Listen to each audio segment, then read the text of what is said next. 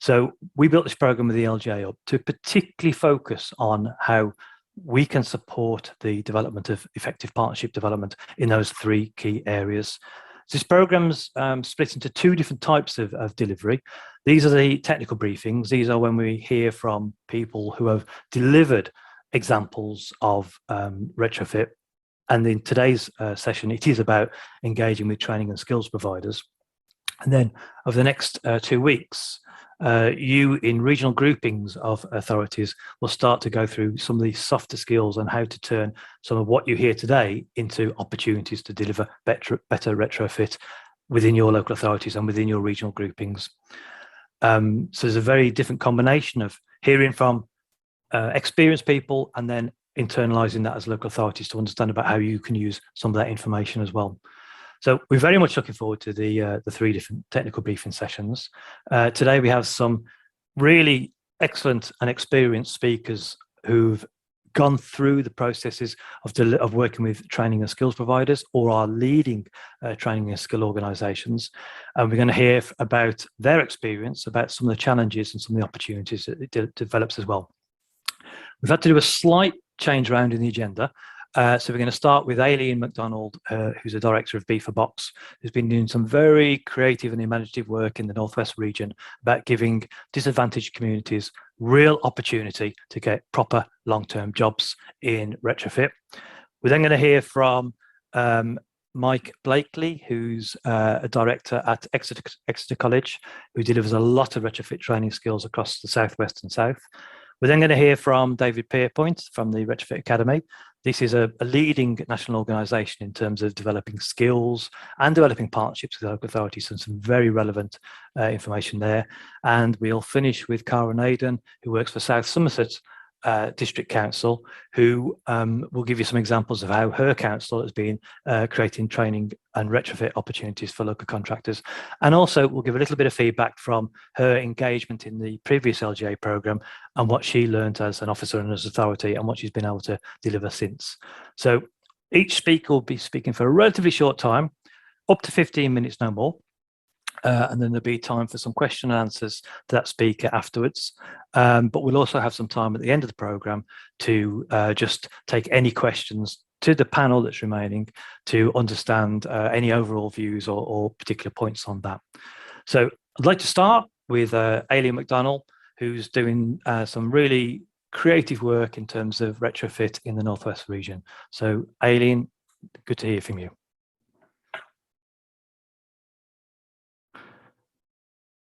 And you're currently muted. Just realised that. I can't see myself. Sorry, you're still on the screen, Richard. Does that matter? We can hear you perfectly well, and we can see you, Aileen, so please carry on. Okay. Well, I'm just a bit sorry, I need to change this because I'm just a bit distracted by looking at your face all the time, Richard. I'm sorry. That's better. Not sure I want to look at mine. Just 1 second, everybody. I'm sorry. It's just right. Okay, thanks. So, well, I've only been here 2 minutes and I've already been triggered by this, but not that you need to correct yourself, Richard. The idea that skills training jobs is softer. It's actually the hardest bit of all, without a doubt. And it's the most important challenge in terms of retrofit. I'll have to generalise because I've only got a short amount of time. But here's what I mean. We don't have the people to do this. We do have the raw materials.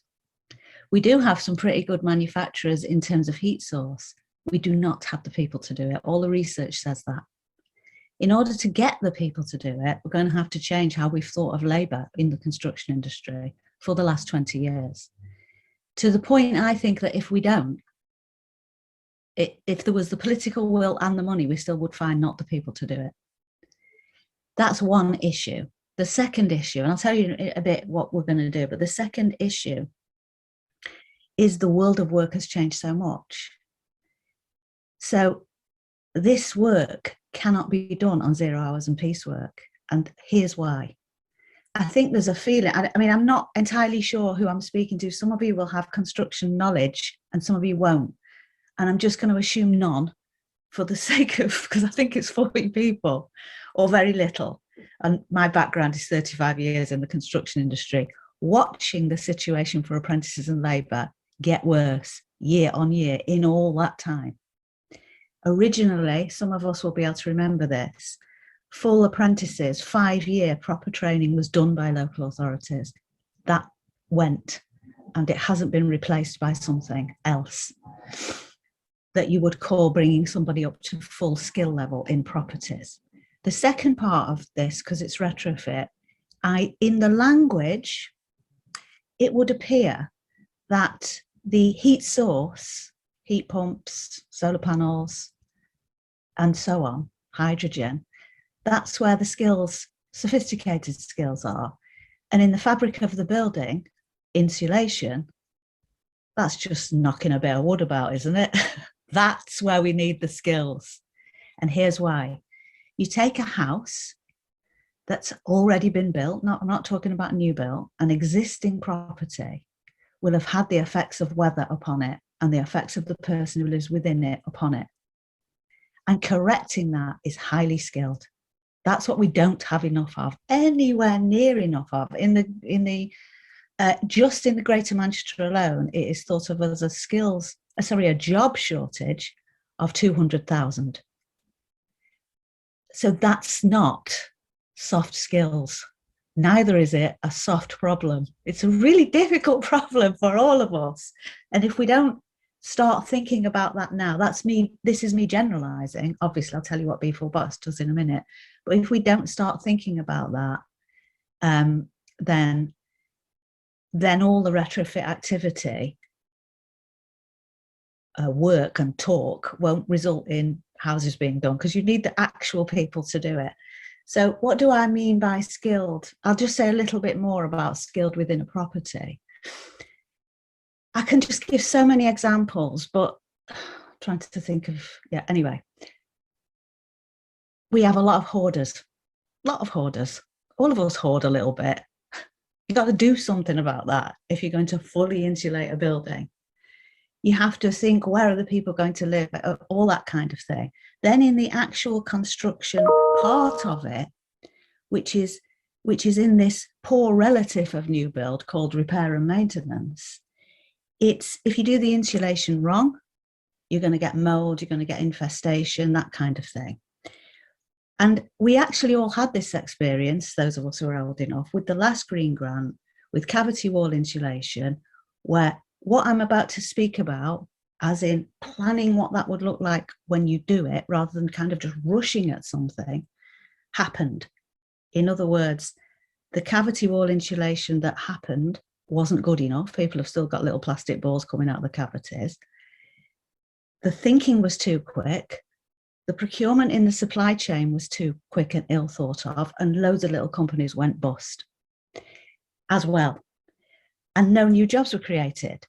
So people are wary of doing that again. And now we've got a crisis of climate, a crisis of cost of living, a crisis of heating, and fundamentally a crisis of insulation, actually.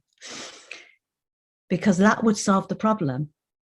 Full insulation of a property solves the problem up to about 80%, no matter what the heat source, because you don't have to turn your heating on that much if you do it really, really, really well. And it is highly skilled. And it's not what's currently being fully taught on site anywhere, really. So that's the bit that's the market gap, or the gap in all this, that I set up B4 Box to do. So I shall tell you now what B4 Box does, which is this. We are a construction company and we get work from local authorities or housing associations. Everybody we employ, even if they're 16, 18, just come out of the army, whatever, starts on a monthly salary, at least living wage. What that does for them is it gives them a bank account. It means they start paying tax. It means they have stability in their life. We don't do any zeros contracts. We don't do any subcontracting. And we start them training from day one. That's the first unique thing that we have. So that's one bit. So that's how we change their lives. Secondly, we have an in-house college, by which I don't mean in-house training. I mean, it's an accredited in-house college. And what that means is we are able to do classroom stuff. We have a classroom with our teachers, but the same teachers are then able to go out on site. So we teach them something in the morning, and then in the afternoon, they're doing it in a real property. So they get classroom-based stuff and work-based stuff, and they are paid all the way through it. So we are a construction company, and we are also a college.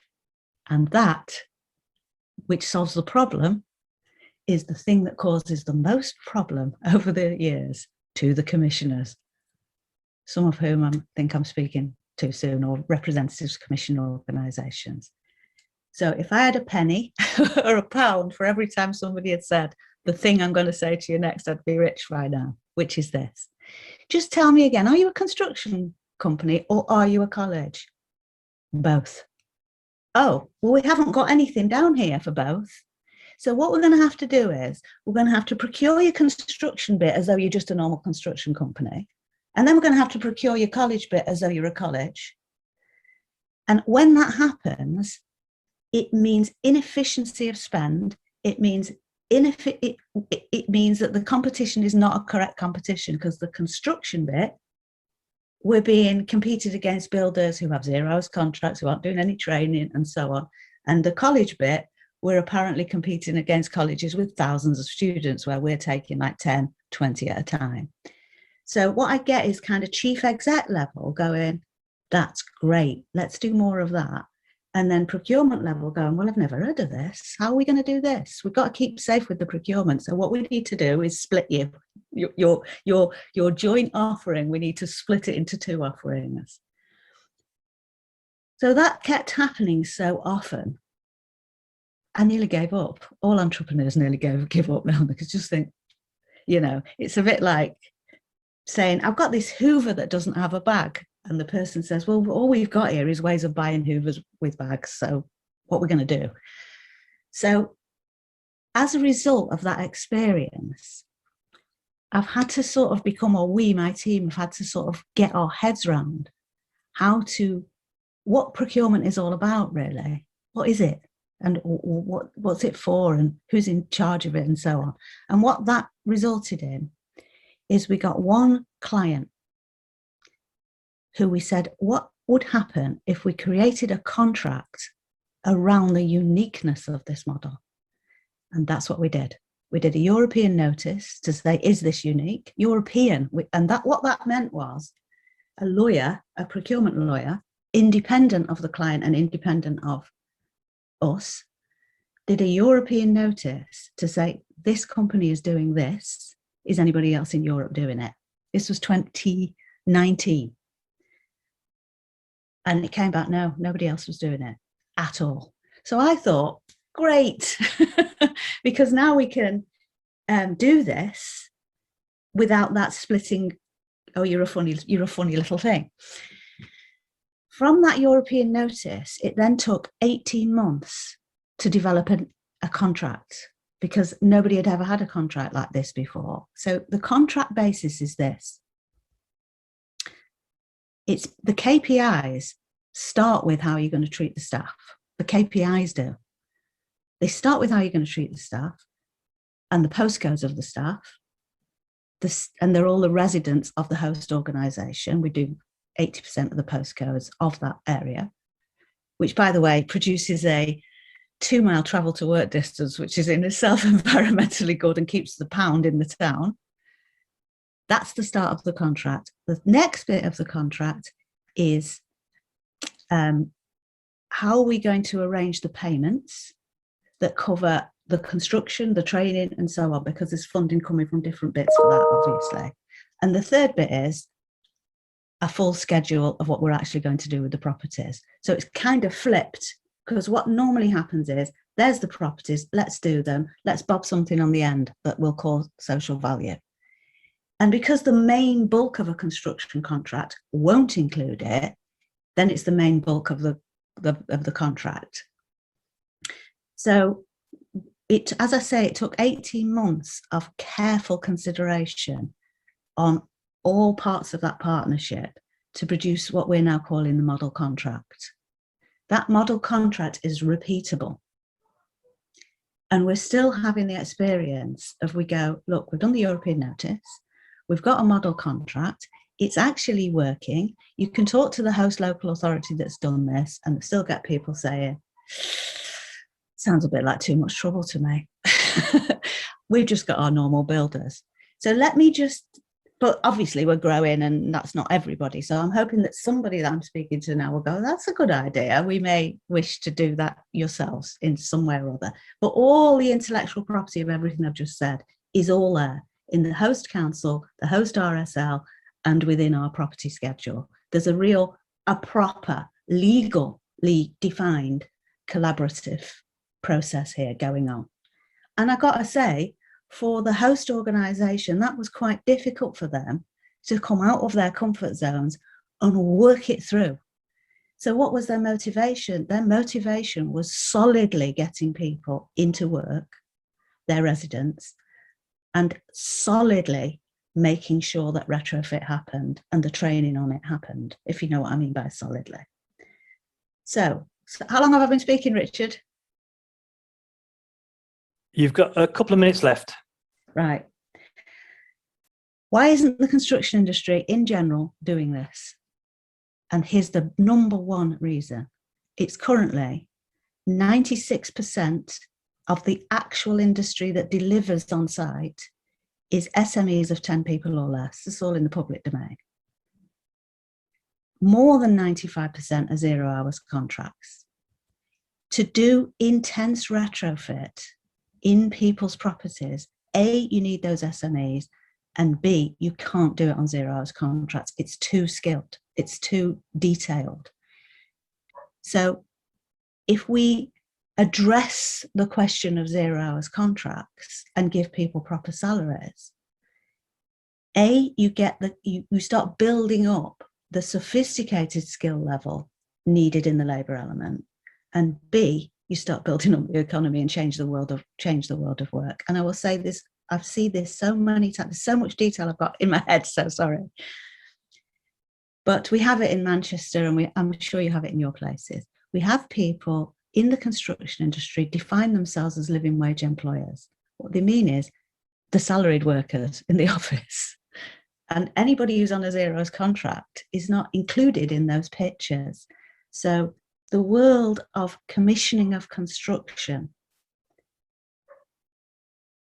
has conflated over the years best value with cheapest. There's really no doubt about that. And this activity cannot be done with that approach, by which I don't mean, oh, it's really expensive. I mean, it has to be thought of in the round in order to, let's just say the 200,000 new jobs in Manchester of this level, it's at least a 3-year apprentice, and therefore it's at least a 3-year pipeline. But it's rewarding to do that. So instead of the short-termism, and let's just get the cheapest builder that we're already familiar with, for this activity, the commissioning has to be thought of in a very different way than has previously done by local authorities. And I think, although we're doing the stuff I described,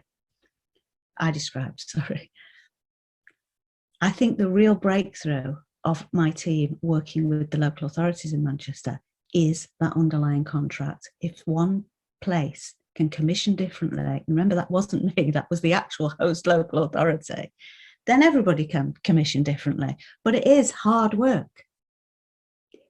Is it hard work? It means going, hang on, I know we've always done it this way, but what if we do it this way? And that moment can seem like hard work. That's what I'm saying. I guess I've said enough now. I hope that's helpful. Thank you, Aileen. I think that was very, very interesting. I think the need to have a motivation for getting people into jobs came through very strongly. And I think the difficulty about procurement is one that we hear a lot. I would just add that on the next technical briefing at the end of October, we are getting an expert who's been working with local authorities on different procurement approaches as well. So there's some information that we want to share with you from that. Aileen has offered to speak to anybody afterwards, not after today, if you'd like. If people want to send their contact emails to me, then I'll forward them on to Eileen. She is not a very big company, and she is extremely busy, but she also has the offer of some IP to share in terms of how this has been developed with a local authority that can be shared elsewhere. So Eileen, thank you very much for that. I think that was very insightful. We have a couple of minutes for any immediate questions. If anybody would like to ask them, if you could just sort of raise your hand on Zoom at the bottom, and then we'll take any questions for Eileen.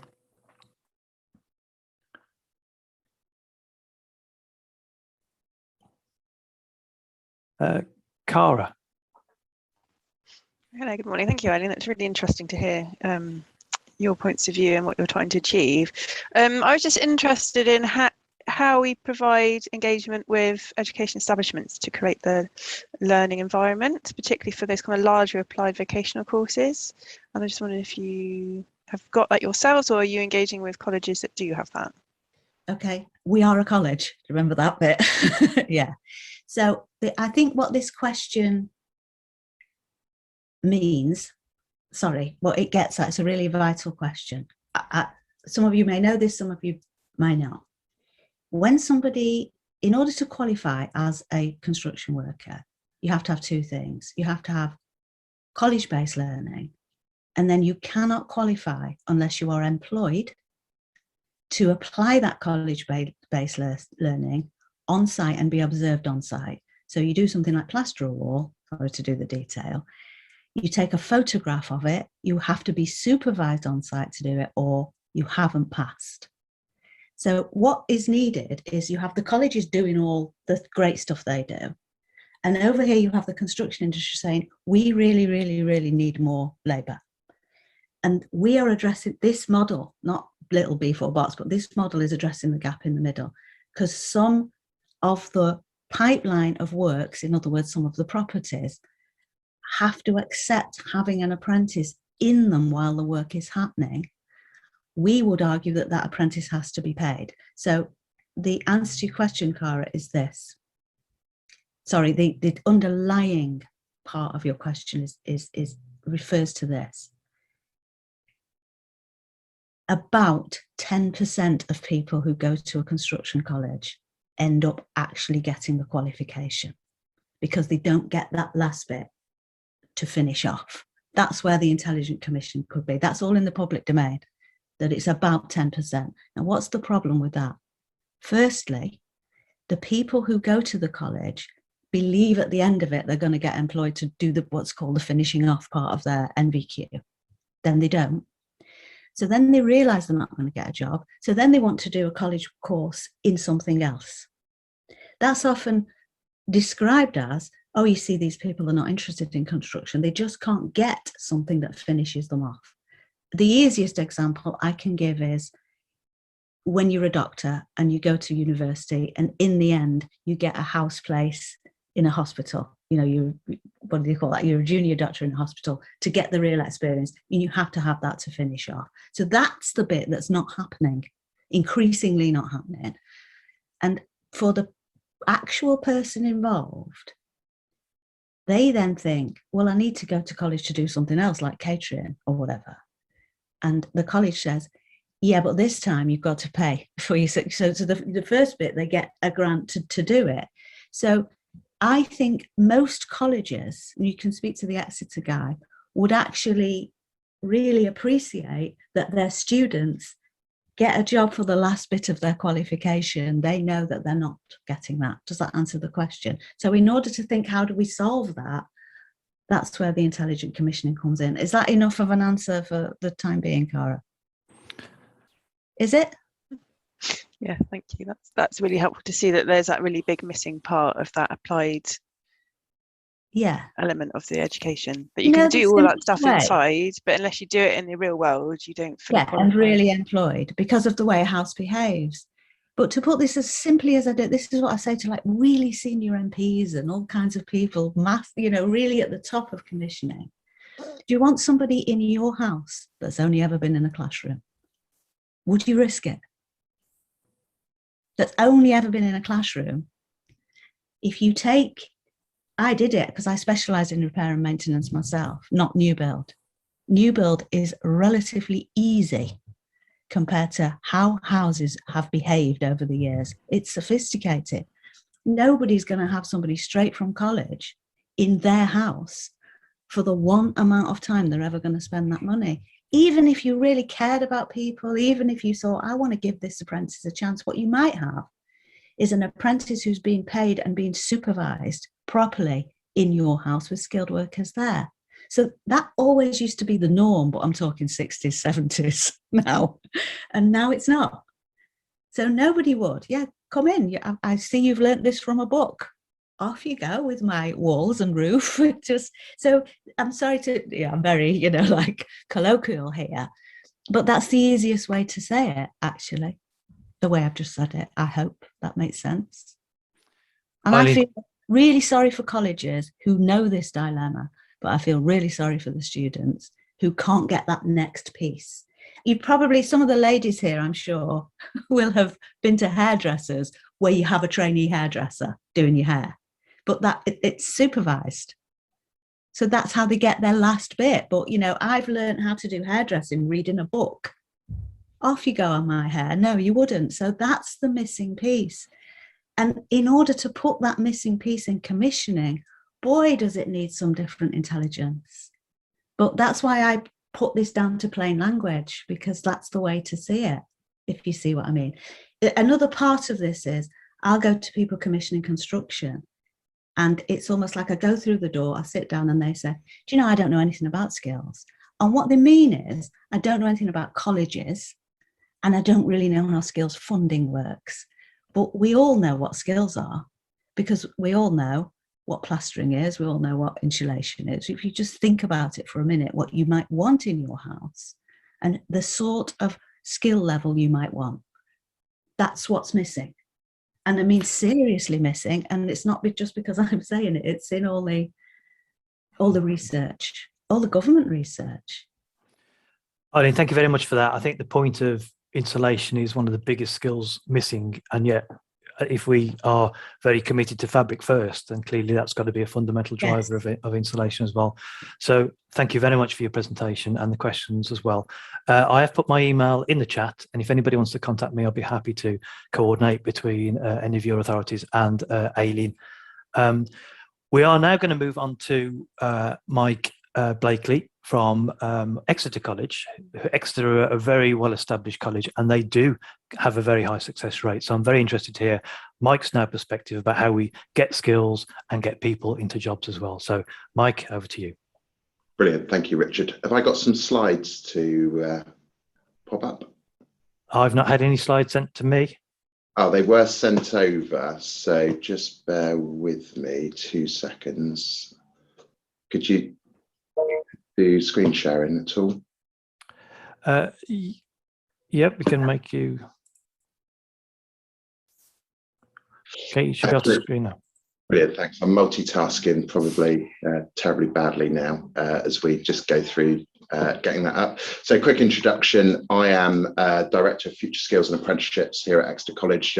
Two of the hottest buzzwords in education rolled into one, so a really exciting job role that I've got.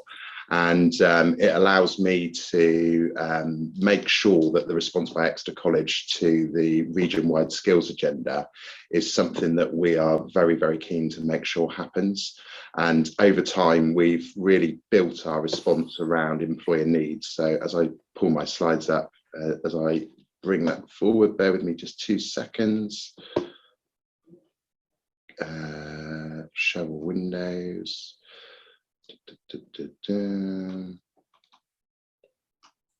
Okay, so hopefully you can see that. We'll take that back to the beginning. That's fine, Mike. Yeah. Yeah. So we'll press play. Got that okay? Yep. Brilliant. Thank you, Richard. Good. So we'll push on. So I love that last presenter. Thank you. Your comments there were absolutely spot on around some of the challenges in the sector that we face, and it's very stark for us looking at the demands upon us in terms of the skill shortage. And the journey that Exeter have been on over the last 18 months has really come out of, I suppose, a tenacity and a want to do something to address the skills challenge that we foresee. And the best way that we can approach all of that really is to build essentially people around us that can help guide us and drive us forward. We can't do that on our own. So FE is responsible, I suppose, for addressing the skills gaps and the agendas that we have to work with. And it's really quite challenging as future skills bubble up. We have to become real experts in a really short space of time. On my agenda at the minute in terms of future skills, I've got future aviation, I've got electric vehicle, I've got retrofit, and a whole host of other areas that employers come to us and say, look, how can you make sure that you can carry that moving forward? And we absolutely have a responsibility here in Exeter to address that. We've got an employer network of about 1,050 employees. We've got an apprenticeship contract somewhere of about 8 million that takes us from Paddington to Penzance. And we welcome the fact that employers just feel they can rock up and have that conversation with us, and absolutely may it continue. And we work really, really hard to address that. So 18 months ago, we could clearly see that we had a growing demand around this particular agenda. And whilst not being asked to address it, we felt it was the right thing to do in terms of supporting our community and making something happen. So how do we do that? We bring together, and this happens organically. We go out into the community, we talk to our employer network, and we start building a group of people that sit around the college. We debrand the activity so it doesn't become an extra college activity, it becomes an employer-led process. And through that, we start integrating group work, and we bring those people together, and we make sure that we've got the right stakeholders at the table. So there we've got schools and colleges, we've got housing associations, we've got employers, we've got manufacturers, and we've got people from the third sector. And that creates a wealth of knowledge. And from that, we are able to really sit there at the front of the agenda and start building products and building responses and making sure that all of the anxieties that we hear from the sector are collected together. And we can then recycle those ideas and concepts and create strategy to address those needs. So out of all of those brilliant people, and it now numbers somewhere in the region of about 60 members, which seems unmanageable in terms of scale, but rest assured it works brilliantly well as the evolution of the agenda takes place and subgroups are created. So all of those 60 members drive and formulate the exact response that is needed by the sector to address some of the challenges. So the Green Construction Advisory Panel was created, as I say, it's probably about 18 months old now. It's vibrant, it's making real impact in terms of Exeter, and we've kept it simplified. And I'll talk at the end about the key takeaways around collaboration and how this all works. But we have set an agenda there on three pillars. One is creating a skills program that is absolutely directly needed for the workforce. Clear line of sight to demand, and the previous presenter was talking about the realization of jobs, and it is a challenge and there are ways to overcome it. You just need to think differently about how you do that. And probably we're in a really responsive era in terms of educational collaboration. We live in a strange space because we collaborate and we are competition. But actually, we've put aside competition in terms of the Green Skills Agenda, and we're totally focused in terms of collaborating so that the knowledge we pull down through the Green Construction Advisory Panel is shared, and there is open doors there to all educational establishments. And pleased to report, as a radius from Exeter, we've got FE establishments and ITPs, probably 100 miles either side of Exeter, involved in what we're doing. So what we aim to achieve was, and I'll talk these through in terms of ticks, short course delivery designed by employers. There is a skills shortage in FE. How do we address a new agenda if we're struggling to bring people into the sector to deliver? We get our employers to write our short course programs. And brilliantly for me, pleased to say that actually through those employer links, we've actually started to recruit staff both on a full-time basis and a part-time basis to help deliver that program. We share the accolade with York as the first college in the country to start delivering boot camps, and they're co-designed by our employers for our employers. So our curriculum is 100% employer driven in terms of the response that we've created. Something I'm most proud of, I think, is the citywide awareness of the retrofit agenda. So one of the themes that has come out of every construction group I've been involved with, but more importantly, the GCAP group, is the need for young people to understand the agenda to become the future workforce. And our ambition is, if you lay down a heat map across the country about the young people's understanding of the retrofit agenda, Exeter will be glowing very, very loud and proud in terms of its traction that we've generated. So we can clearly see now we've got 12,000 students across Exeter this year will do an introductory course to what the retrofit agenda is, based solely on the impact that they need to create in their home to hit net zero. We've got 100 students as added value doing the level 2 retrofit qualification. We've got work with 13 schools to deliver an introduction to retrofit programme. We've got a GCSE geography project built into the curriculum here locally that introduces retrofit to those young people. And also we've got an innovation competition which spans the entire county now, where schools are coming back with a final in late summer to talk to us about how they would resolve the challenge in terms of net zero, looking at retrofit. And all of that is designed to spark interest and grow the mindset around young people. And as the previous presenter said, one of the challenges that we push and cajole is, as a responsibility to our young people, how seriously can we take this agenda if actually our line of sight to employment is very, very limited? We have to prime people for work. And if you look on our job boards today and you do a search within 30 miles of Exeter, there are very, very limited job opportunities for these young people to progress into. So our focus has to be making awareness for young people, but it won't become mainstream until the jobs become available. So we're very, very conscious of that.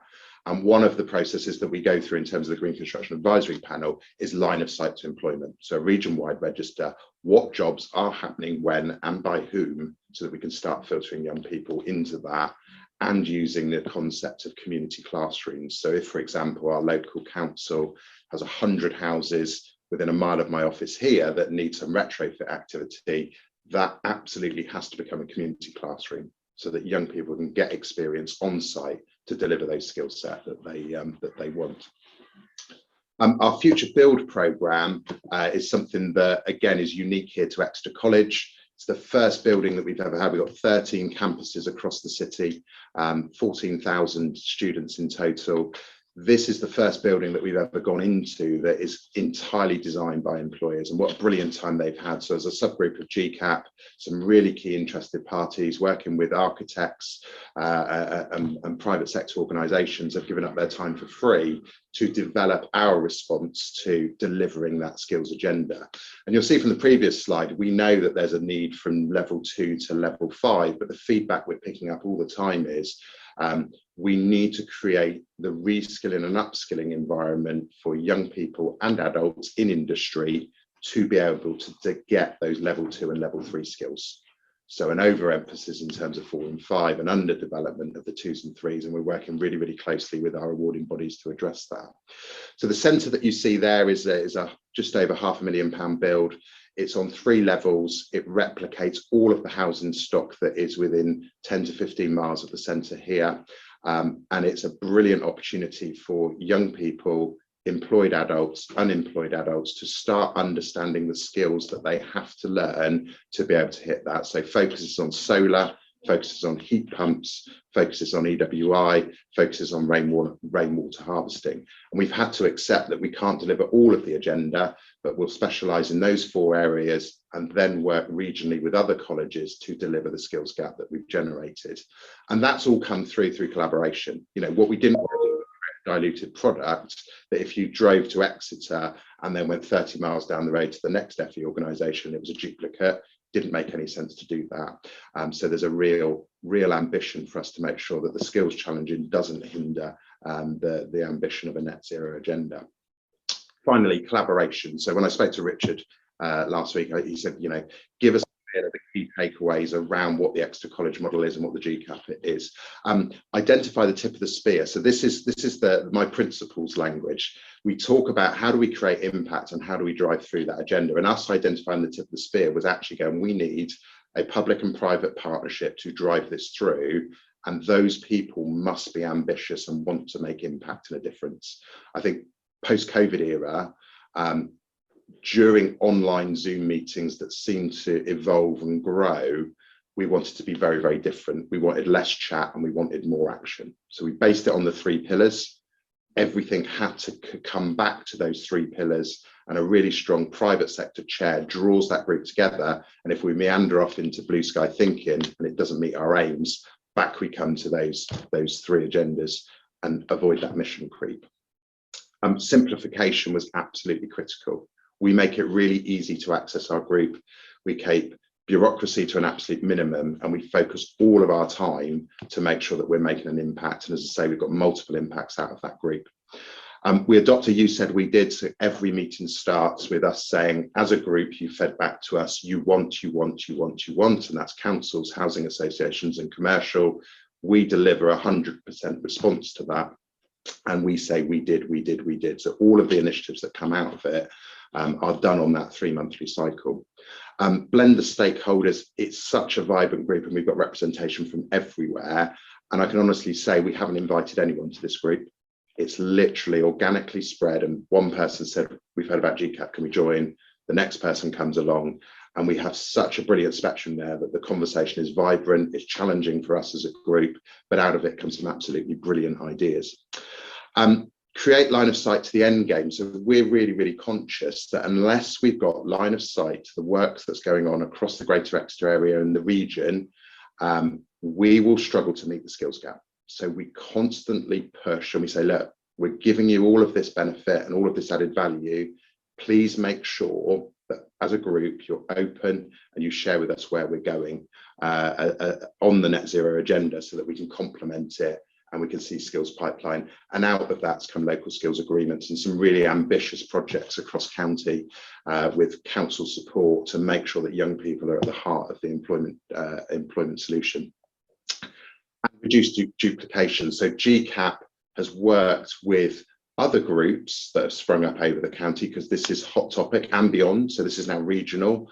And where we can clearly see duplication, we absorb them into GCAP. So instead of Group A and GCAP running in parallel, they've now become part of the GCAP agenda, and we've grown the GCAP brand so that we can ensure that we've got subgroups that really address the challenge, and then we've got a single regional response, which is far more effective, as opposed to everybody trying to do the same thing. And as I say, we've got a brilliant track record now of suggesting to other groups, do you want to join together is better? And as I say, we're delighted to say that they have. And there you go. Thank you, Mike. That was absolutely fantastic and perfectly on time. I think it's a very interesting point for me is how you reinforced Aileen's point, is that this is about the quality of training depends on the ability to get people into work. But you also highlighted a problem that actually the skills gap depends on jobs being there that aren't there yet. And I think that is a real problem that's going to affect the effectiveness of implementation of retrofit across the country, really. And I think that's something that we need to understand. I know a lot of organisations have been making the case for retrofit primarily needs a long-term pipeline. If you can have a long-term pipeline of work, then actually other things start to fall into place, like the ability to get people into jobs, like the willingness of people to take on that training. So I think it's very, very interesting to hear your presentation, Mike, and I think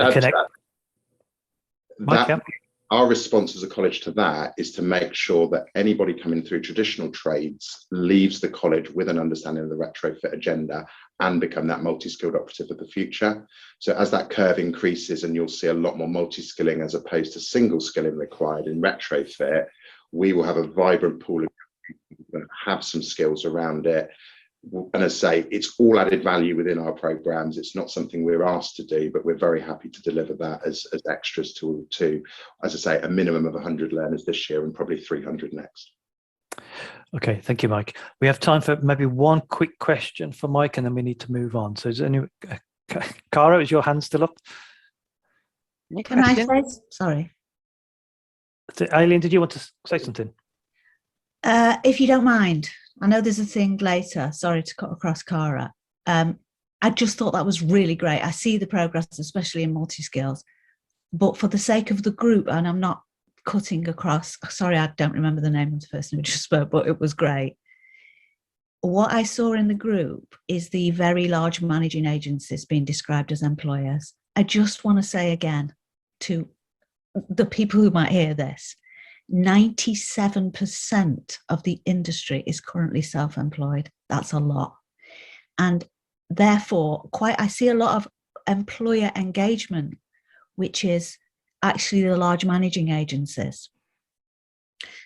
And we also have, 95% of the actual SMEs are 10 people or less.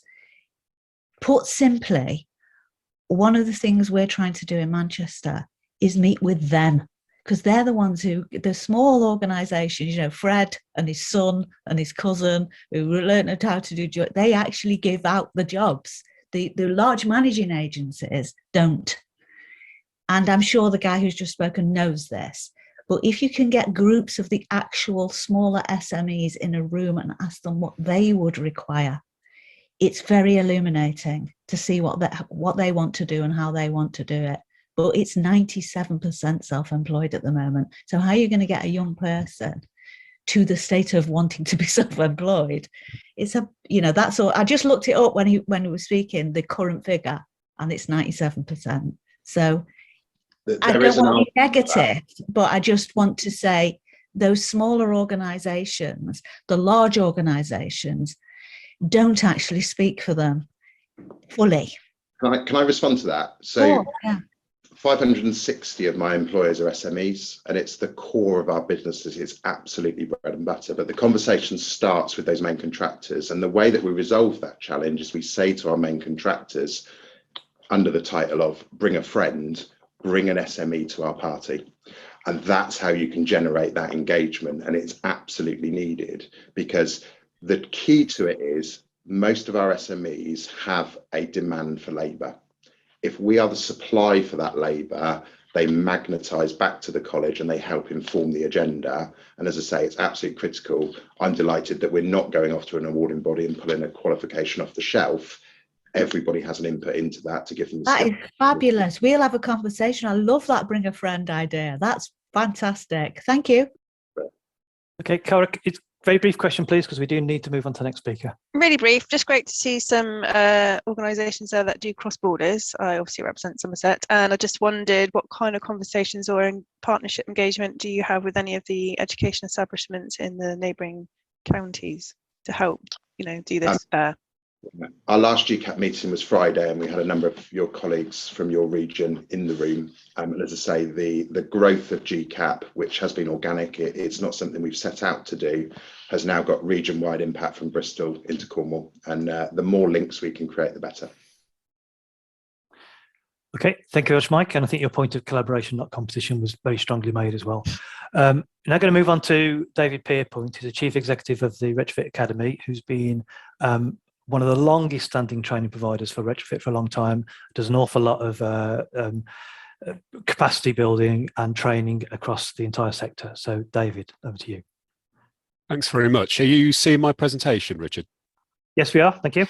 Great stuff. Thank you. And thanks ever so much for inviting me along today. I'm alongside some fellow panelists who I know fairly well, so interesting stuff.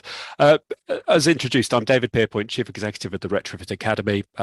We were founded in January 2016, so we were very focused on retrofit when pretty much no one else was, and it's fantastic to see all these new initiatives creeping up. We have been in this for the long haul, it has to be said, and I'm just going to talk to you a little bit about what we're here to do and our vision and mission and how we go about trying to fulfill that mission.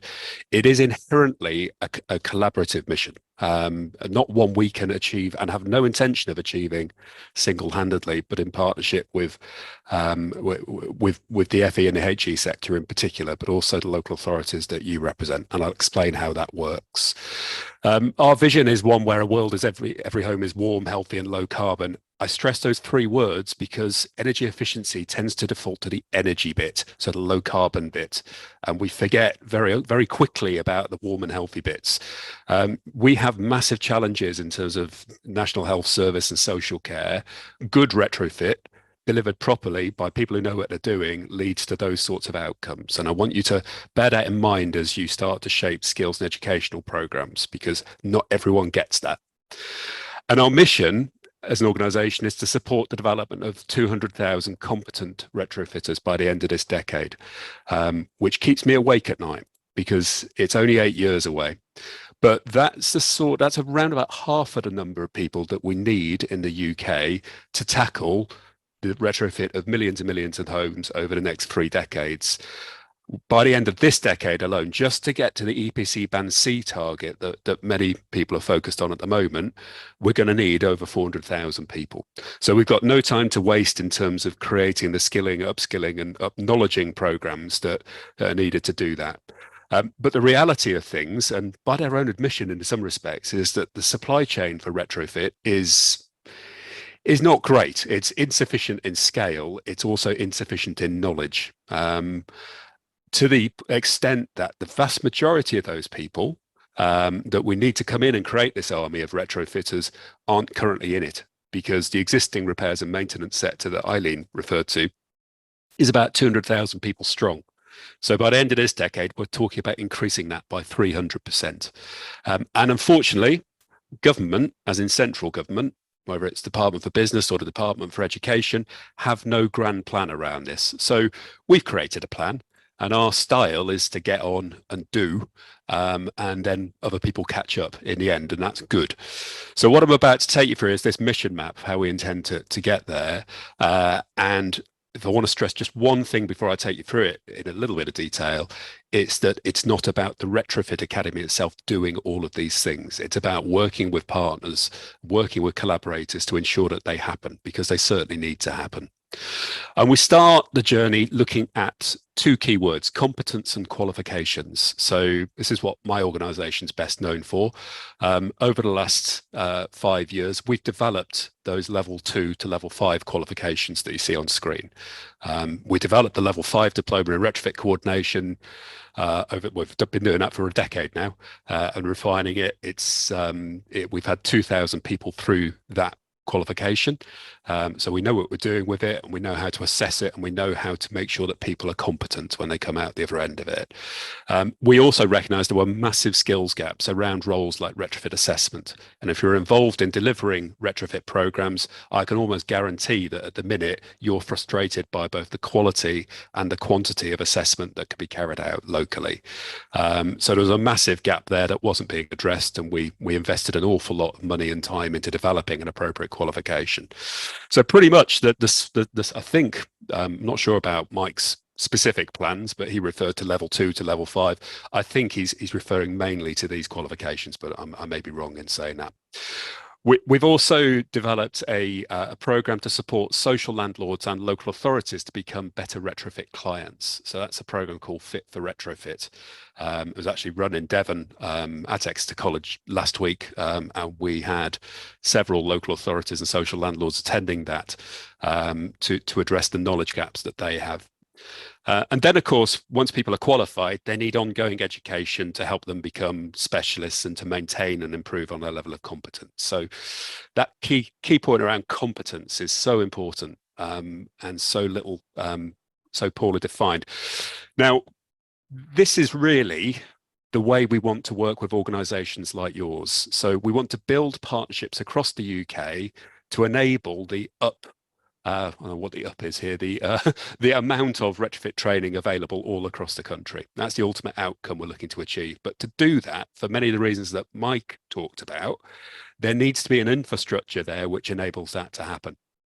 And we have licenses in place currently. Our first cohort of infrastructure partners is with the organisations you see on screen there. And what we do is we have a 3-year agreement with those organisations. It's a 3-year rolling contract. And in the first year, what we are in the process of doing is effectively running a national programme of activity led by us, combined with a local programme of activity owned and delivered by our local partner. The legacy of that then is rolled out over the subsequent 2 years. Now, the tangible things we do in that first year is the very first thing we do is we go out into that county and we meet with lots of people. And actually, the vast majority of those people are exactly the people that we were just having a debate about. It's the small local players who aren't currently active in retrofit, or if they are, it's in a very small part of their business. So we're looking at what the reasons for that are, and how and when those people might come and help build a local retrofit supply chain. So it's a very important piece of research. It's the foundation stone for all these partnerships. That feeds into a process called the training needs analysis. And we then start to create the local groups, which come together to form a local retrofit training consortium. And this is the bit in which the local host, the local provider, the local authority host becomes the convener. And so in Devon, we haven't needed to do this because the GCAP already exists. But in all the other counties, we have formed those groups, which are the equivalent of. The product of all this is that we create something called a retrofit training plan. So we need, if we undertook to train 200,000 people the Albanian in this decade, my people in my organization are going to get extremely stressed, and we can only fail in our mission.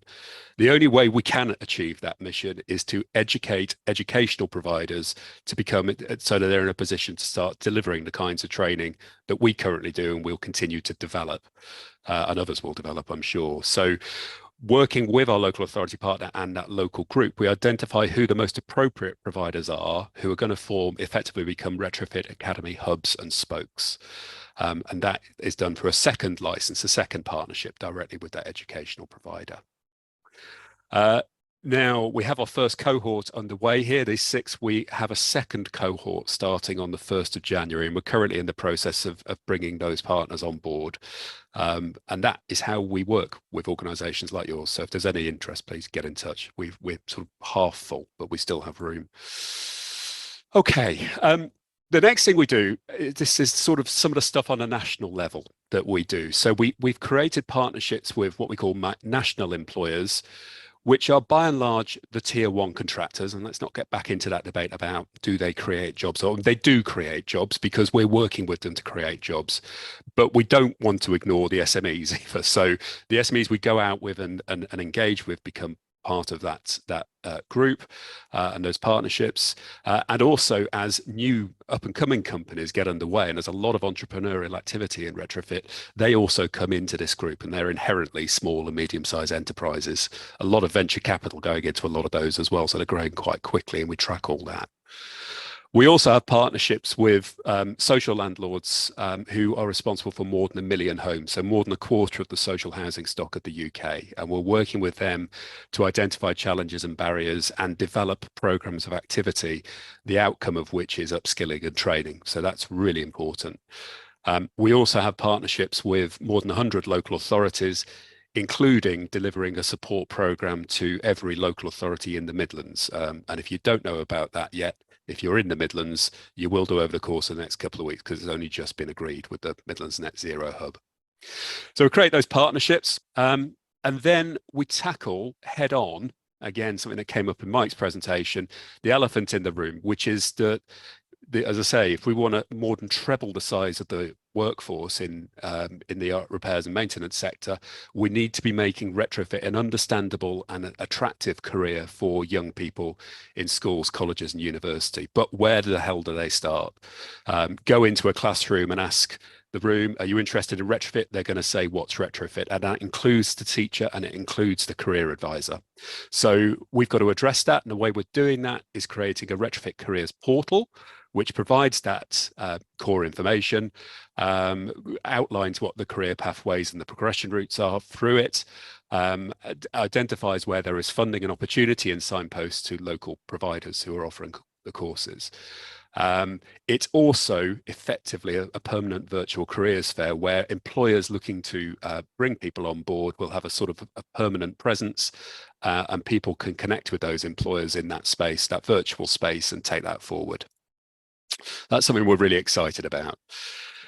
We've got to create this capacity in the educational training providers network. And what we did is we went to a lot of those organizations, said, well, what are the barriers to you delivering retrofit training? And it was around some common themes. It was around the fact that their trainers didn't understand retrofit and they couldn't educate people in it. It was around the fact that there wasn't an assessment capability, a sufficient scale, and if they could find some people, they weren't sure that that was being done to a quality assured standard. And it was around the fact that they didn't feel that they could appropriately support learners in all cases around retrofit training. We have technical directors here at the Academy who are supporting our learners all the time. So these are all things that we feel we can help a network of training providers to do. And we have a now fairly well proven model of having a license with educational providers in these areas to start servicing the market that the infrastructure partnership license creates. So that's getting underway. We've got 3 of those hubs starting up over the next couple of months. I'm going to skip over some of this stuff, but I do want you to understand that the Retrofit Academy is way more than a training provider. We don't see ourselves as a training provider at all. We are working with government and industry. Government's by far our biggest client, by a factor of 100-fold probably. We are very central to the Social Housing Decarbonisation Fund, the LADS programs, the supply chain activities that the Net Zero Hubs takes place. We have a membership of over 500 organisations and individuals. We run a whole programme of relevant events, clubs. We develop software. We manage large contracts on behalf of government. So more than just a trading provider. And that means that we're also very close to the realities of what's happening in retrofit, and we can pass on and educate other educators in that so that they don't need to recreate the wheel. We also are far more than a training provider in that we want to go the extra mile and create those jobs, which I know many colleges set out to do too, which obviously we're very supportive of. But to do that, we've got to have recognizable career pathways for people. We've got to have entry points and transition plans and progression routes. So, and no one's ever done that because we've never decarbonised our housing stock before, and we've never educated 400,000 people about it before. So, of our own volition, we've created a Retrofit Career Pathways green paper, which is going through consultation now, and we're working with the likes of CITB on sort of formalising. We want to get it out there and get it shared so that there's a common structure for everyone to work around. And then, as I've already talked about, it's bringing employees and potential employees and employers together and helping those employers to build ways in which they can support the development of an entirely new workforce. And then finally, it's a shame we were going to have Loretta Hoy from Essex County Council here today, talking about the Community Renewal Fund project that we delivered in Essex. We delivered 2 of these this year, one in Devon, one in Essex, and they've been just massive incubators or accelerators of the model that we're looking to develop nationwide. We've had well over £1 million worth of funding to make a real dent in creating a local retrofit workforce, creating those employer links, doing pioneering a lot of the stuff we now want to roll out across the rest of the network. So they've been fantastic projects, and we're certainly on the lookout for more of those. We've also benefited from the Department for Education Skills Bootcamp funding. I think Mike mentioned that they're doing that in Devon. We've got funding, as you can see on screen there, in a number of areas.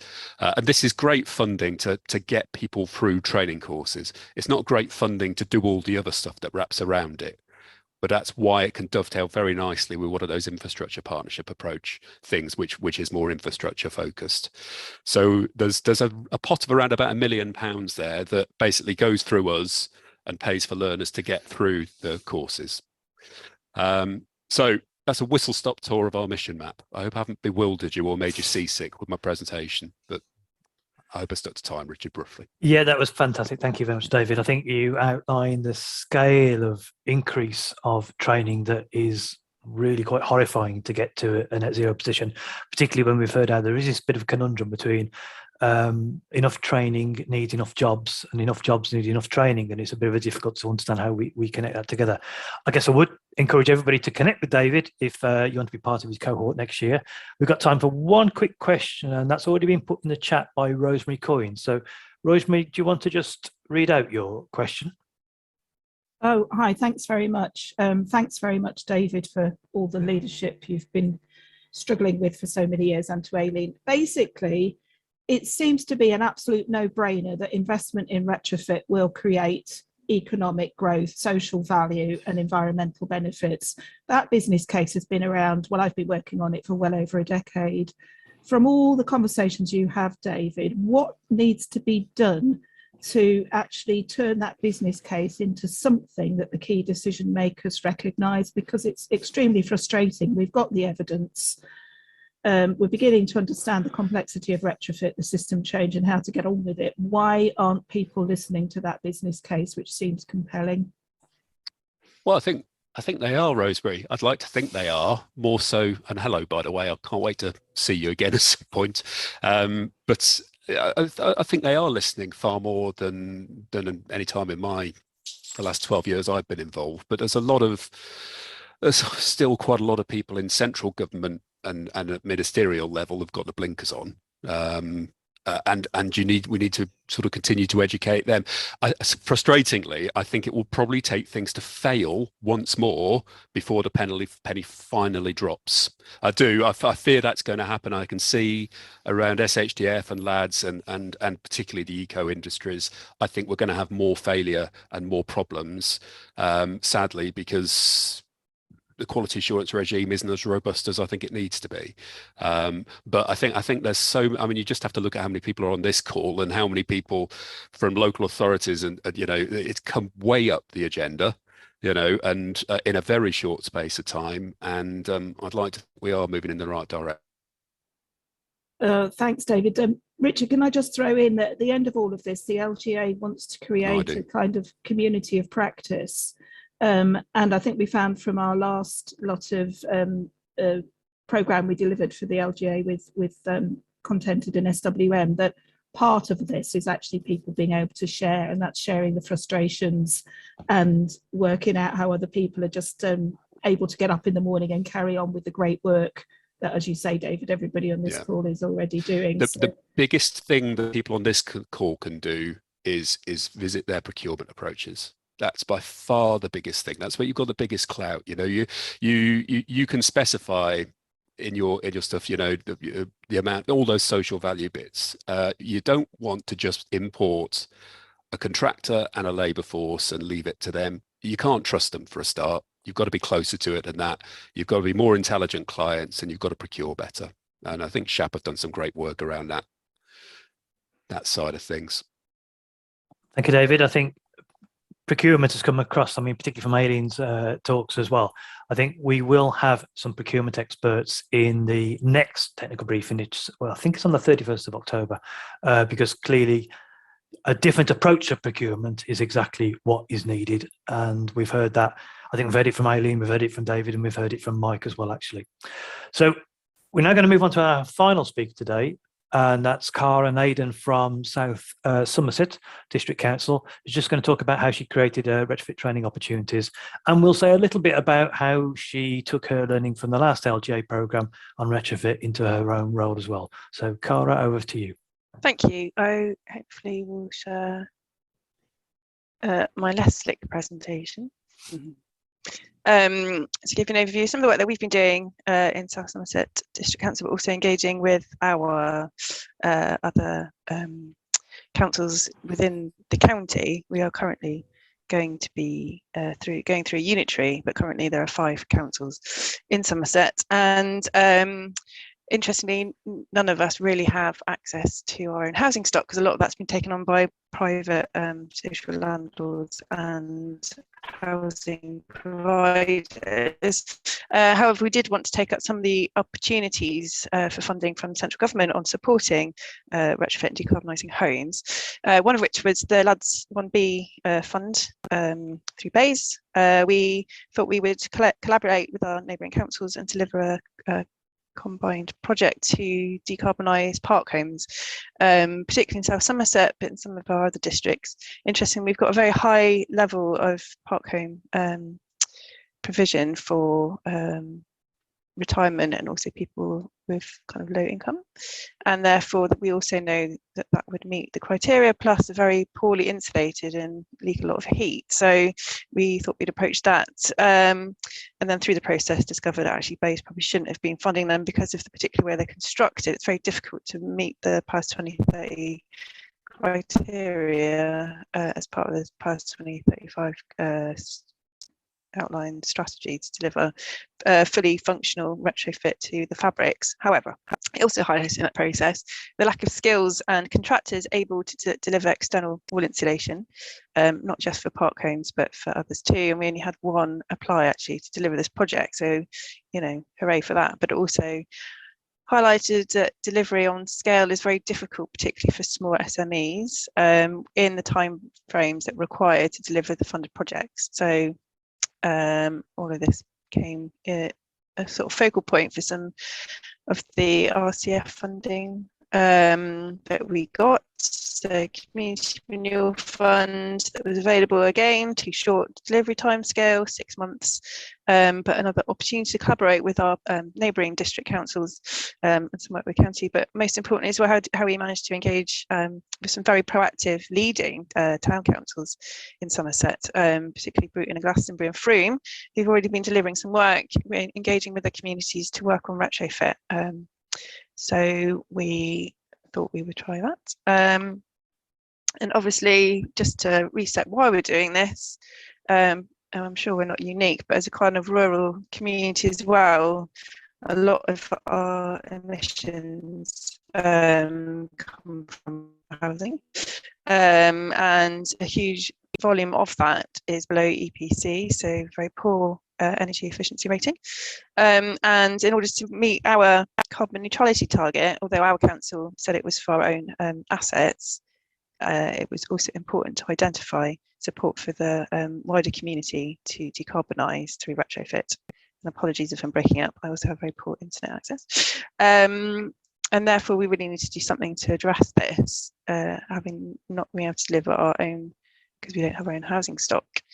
And as I said, some of the experience from our previous projects, also to say we got some PSDS funding to help retrofit our council buildings, which we couldn't deliver within the time frame because not only wasn't there really the skilled labour, but we couldn't even get the products required in order to meet our decarbonisation target.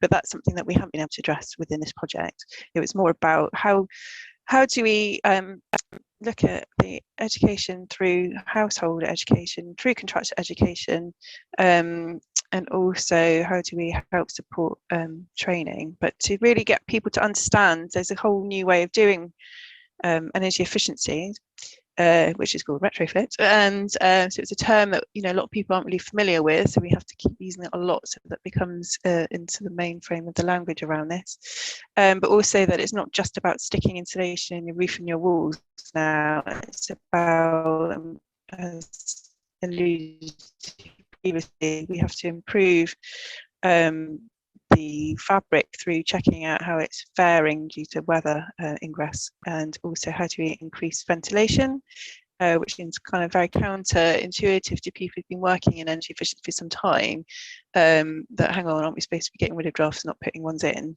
and to improve the comfort levels and the health and well-being within the buildings as we improve their energy efficiency.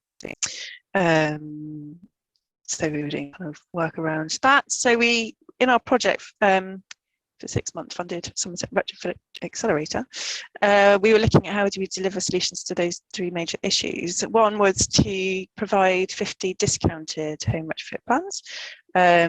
Again, not giving them away for free. If people do put in a little bit of money, they have a bit more value and ownership over that, and hopefully we want to do something with the information they've received.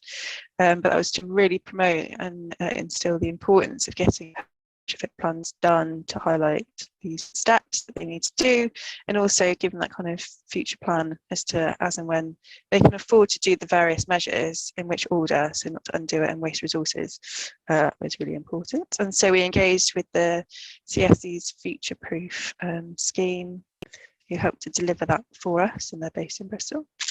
For the training, for contractors, we had 30-page places for the run in Bristol, so that was a free online course for contractors, which was taken up. But again, highlights how do you engage with contractors who are very busy, to be able to, also the fact that some of the Bruton retrofit project have been engaged with local contractors to try and get them to come and deliver some of their retrofit plans, to find that many are booked up for 2 years doing, business as usual extensions and kitchens and those kind of things that we're so used to hearing has become the priority for homeowners as opposed to retrofit. So how do we also engage and persuade them to give up some of their paid work time in order to be able to do the training to get into the retrofit area? So part of that was engaging and meeting SMEs, individual contractors at which is in the brief area. So they were really, when they came in to kind of maybe buy some of the materials they need for their everyday jobs, it was an opportunity for them to be informed and offered free training places on the future pre-residential schools. And what's great about Bradford is it's a long-term family-owned chain across the southwest, and they are really moving further into supporting eco-build and retrofit with the materials and the training that they can provide. So that's been a really interesting and hopefully very beneficial partnership. And as part of all this, of course, we need to train and educate the homeowners so they actually stop wanting to have extensions and kitchens built, but instead want to have their homes retrofitted. And how do we inform them?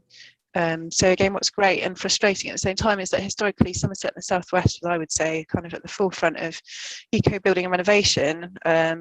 Back in the days of the co-sustainable homes and before eco-home assessments, which some of you may remember and have suddenly been taken away, which I think has also caused some hesitancy to the construction industry to get back into that sector, having done a lot of training and getting involved in that. And I hope that the co-sustainable homes would have been really leading this for some time. But I think there's some hesitancy to retrain and pay for that and be put through the kind of trust mark or certification, feeling that they're very vulnerable for policy change. However, what's also great is that homeowners that have already gone forth and done some things previous to the kind of retrofit movement, is that they are really keen to share and showcase to other homeowners what they've done. And that really helps to give the kind of peer-to-peer support and confidence that there are things, and the benefits, of course, outweigh all of that by saying how lovely it is to be in a home that feels much warmer, is cheaper to heat, and is just a nicer, more comfortable place to be in. So we've done some online virtual tours with Q&As for several homes across the county, with homeowners who've done that to share that learning. And we've also are proposing to do a symposium later this year to bring people together, particularly contractors, to also share their experience and the benefits of getting into the retrofit sector. But also to highlight, how do homeowners, once they've got their retrofit plans or have the desire to do some retrofit to their homes, find local contractors? It's very difficult. And also, if contractors do want to get into this field, how do they promote that to their homeowner customer base? We, as part of the project, have started and created the Green Directory for Somerset retrofit contractors to be able to promote the work that they can do to support those retrofit plans, and enables a one-stop shop for homeowners to go to find out what is retrofit, what's it all about, why do I want to do it, and who can I get to do that work for me. So we have just launched that in the last couple of weeks and hope that that will continue to be used as we go forward.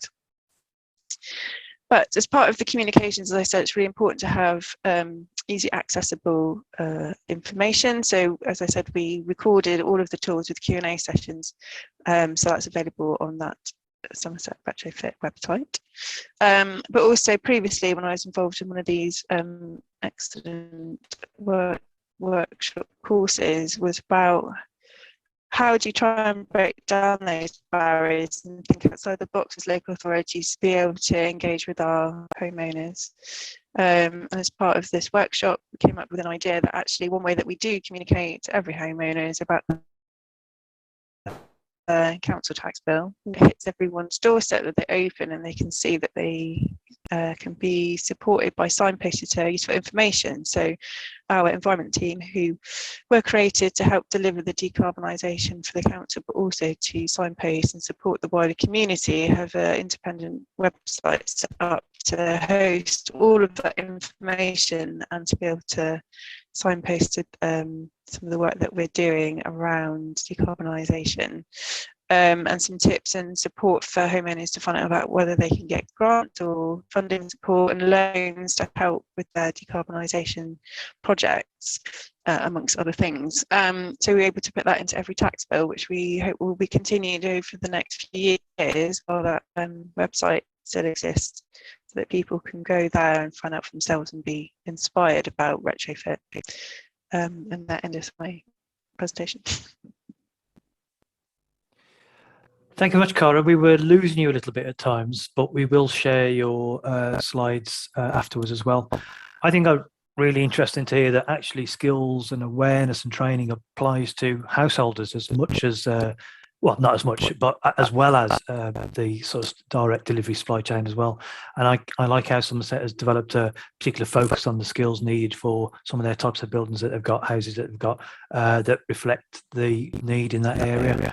I think there was another message coming out strongly, which reinforces all the other speakers, is that we need more contractors, but contractors need trainees, but trainees need contractors as well. So there's a real challenge there about how we enable that marketplace to evolve a little bit bigger.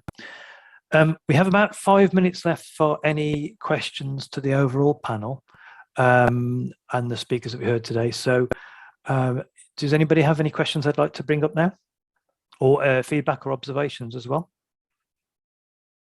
Harry Barros. Hi there, Harry Barros from Scarborough Council. One thing that struck me, especially from the talks from the training aspect and the employers and trainers, is that they want this sort of strong future prospect and pipeline to enable them to have a confidence to train people and employ people. But from our perspective as local authorities, when we're trying to roll out retrofit projects and packages, we're often hampered by the ad hoc government funding proposals that allow us to sort of go out and give you the opportunities to employ people and train people and whatnot. So it sort of, what can we do despite those ad hoc government grants to give you some sense of confidence and some sense of a pipeline, sort of where we will say, this is what's going on. There might be government stuff in the future which we can add on or take away, but this is the core stuff. What do you want as that sort of core pipeline? David, you were nodding. Do you want to come in? I'll nod at everything. I mean, I missed a bit off our mission map because I didn't have time to cover everything, but it's a bit we call the National Retrofit Database, and it's exactly what you're describing there, Harry. It's when you can see, so say you want to put in, I don't know your organisation, what you do, but say you want to put in a bid for retrofitting £20 million on the lads, or whatever it is, massive sustainable wharf programme or an SHDF programme. Rather than leaving the skills bit to when you've got the project, that needs to be fed in at the very point where the idea comes into your head, into that database, so that a training initiative should be almost commissioned then. It should be fed in then, so that it's ready to actually have an impact on the projects that you have. I share your frustrations with the longevity of government funding. I only hope that at some point they realise they're asking for the impossible in terms of delivery. Can't do much about that, but definitely it's all about linking supply and demand, and you have to the more foresight we can have on that demand, the more likely it is there could be an oven ready. We've got something in the Tees Valley, by the way, which isn't too far away from you, is it? So maybe we could help there. Can I speak to this, please? Please, Eileen. Yeah, sorry, I don't know how to put my hand up on Zoom apart from that. There's been quite a lot of questions I've seen in the chat about SMEs and some understanding that SMEs are the actual issue. And so in my last remarks now, anybody who wants to get in touch with me about engaging with SMEs, please do. I will say this, I am the owner of an SME in this space. Today, we've got 6 or 7 houses being retrofitted by professional teams, including training. I was approached by Sky News, The Guardian, and 5 Live last week saying, we want to come and make a film in a house that's being retrofitted, and there is also training, and we can only find you. And the point is, that's not me boasting. I think that's tragic. Like David said, we don't want to do it all ourselves. We can't do it all ourselves, but we have a model. I have a model that is repeatable. So anybody wants to get me in touch with that, I do not want to deliver. It has to be local. If somebody said to me, do you want to do this all over the country? No, thank you. But I want to share what we've learned because we've been going for 12 years. The second thing I'll say is whenever we have been subcontracted to a large managing agency, it does not work. Soon as it's procured, we're driven down on price. We are literally asked to cut corners by the large managing agency. I don't think that should come as a surprise to anybody. And therefore, the SMEs are a bit voting with their feet. They can just knock on doors and get work at the moment, and they're not interested, which is one of the points that somebody made. The way in which, as I understand it from Richard, this group is operating is to have these technical presentations and then start saying what your difficulties are in a safe space. What I'm trying to do is create that kind of forum for the SMEs. They won't speak if the people they are dependent on finance for are also in the room. I can let you know how we're doing that with the universities, get them in a room, say, what would you need to build your own capacity? And I'm working with skills, not skills, scale up programs to look at that. Because basically, if all the SMEs are managed by large agencies, the large agencies take their cut out of the house and have to drive it down on labour. So that's the missing piece. And just one other thing, which is, again, is not simple, but this short-termism that Harry's just spoken about and David just spoke about. The issue in housing is it's multi-tenure, obviously. There is the Social Housing Decarbonisation Fund, and that could produce a consistent pipeline because those housing associations have got a lot of properties. They also, of course, start with a higher EPC rating, so it's relatively easy for them. So if we could get commissioning that brought in the Social Housing Decarbonisation Fund and matched it, that's what we're literally doing in a small way. So we've got our regular pipeline from the housing associations, and therefore we can also do private owners as well, because we can fit those into a programme. To consider those two tenures separately is the mistake, I think. Now, I know that's a lot of hard work, both those things, engaging SMEs and also engaging the housing association pipeline to match the potential of a can afford to pay pipeline are the two issues within your intelligent commissioning. We are doing a version of that in Manchester, and I would like to share that with you or anybody who's particularly interested in this. And I'll make one final point, I'm sorry, which is retrofit in a home is labour intensive. It's actually quite material light. It's labour intensive. And therefore this element, the labour intensive element, is about 50% of the cost and cannot be hived off, therefore, into a 10% social value weighting. That's the last bit. It's a big subject, but thank you, Eileen. We are right at the end of time, but Jacob and Rosemary have been waiting to ask a question or make a comment. So Jacob and Rosemary. Jacob first, please. Yeah, Harry, a quick answer to you. I think, Eileen, yeah, loads of great points there. One of the things I would be doing is looking at your local LSIP and saying, who do we need to take along who actually can build out those numbers so that you can ensure that those qualifications are on the list with a realistic kind of output. That would be the space I'd want. And I'm sure that Eileen and the other one I would imagine would be Mike, who both have built boards that enable them to have realistic numbers to push the LSIP so that you can kind of use that as leverage. That would be where I would look. Thank you. And Rosemary? Just what councils can do. I think there's probably an opportunity, not just procurement, which is really important, but also finance. So I think there's going to be some research coming out suggesting how very high now the demand is going to be from property owners for retrofit. And the ability of councils to set up loan funds, for example, would be really important in pushing that forward. I've put a link into some research that shows how starting small and doubling activity will very quickly build a local retrofit capacity. So I think as well as procurement, it's finding the money and creating local pipelines as well as the government-led start and stop initiatives. Thank you, Rosemary. I'd like to say a very, very big thank you to our 4 speakers today, to Mike, Aileen, David and Cara. I found very, very interesting in terms of reinforcing some things we know and also illuminating things that sort of connect when different people talk. So I hope you've enjoyed it as much as I have or valued it. After today, there'll be the coaching sessions where you work in regional groupings of local authorities to start to tease out where any of these opportunities could be used in your local areas. But the most important thing I think from this is just to connect people together.